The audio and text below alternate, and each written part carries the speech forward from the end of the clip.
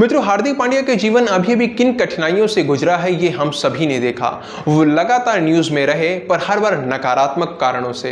पहले तो गुजरात छोड़कर वो मुंबई आए, कप्तान बने, लेकिन मुंबई का हाल क्या हुआ वो हम सब ने देखा। फैंस का कितना गुस्सा उन्होंने झेला, उनकी खुद की परफॉर्मेंस भी बहुत खराब रही। फिर अपनी पत्नी नताशा के साथ तलाक और अब झगड़ों के कारण वो लगातार खबरों में रहे। पर अभी अभी अपने इसी कठिन समय के बारे में स्टार स्पोर्ट्स से बात करते हुए उन्होंने कुछ ऐसा कहा जो हम सभी के लिए एक सीख है।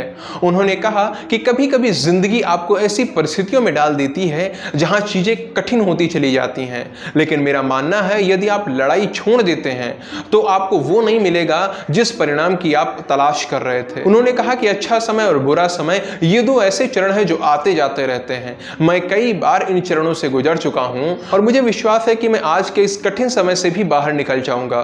मित्रों, इसके आगे जो उन्होंने कहा उसका अनुसरण कर पाना सबके बस की बात नहीं है। उन्होंने कहा कि मैं अपनी सफलताओं को बहुत गंभीरता से नहीं लेता। मैंने जो अच्छा किया, सफलता प्राप्त की, मैं उसे तुरंत भूल गया हूं और आगे बढ़ गया हूं। यही मेरा कठिन समय के साथ भी है। मैं कभी परिस्थितियों से भागता नहीं बल्कि डटकर उनका सामना करता हूं। मित्रों, हार्दिक पांड्या की ये शब्द सुनकर अच्छा लगा। बांग्लादेश के विरुद्ध वार्म अप मैच में उन्होंने जो शानदार प्रदर्शन किया उसका कारण क्या था ये उनके शब्दों से झलक रहा है। वो सुख दुख को एक समय का चक्र मानकर चलते हैं। वर्ष 2022 के आईपीएल में उनका समय था। गुजरात के कप्तान रहते हुए उन्होंने आईपीएल ट्रॉफी उठाई थी।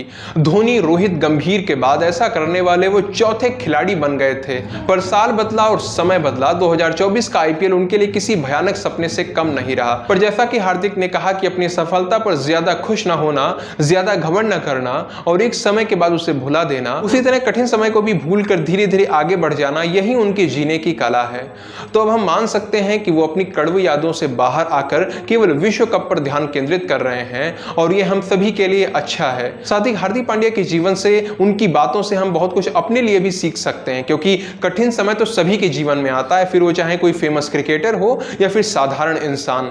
बस हाँ, कुछ लोग होते हैं जो कठिन समय से लड़कर निखर जाते हैं, तो कुछ लोग होते हैं जो बिखर जाते हैं।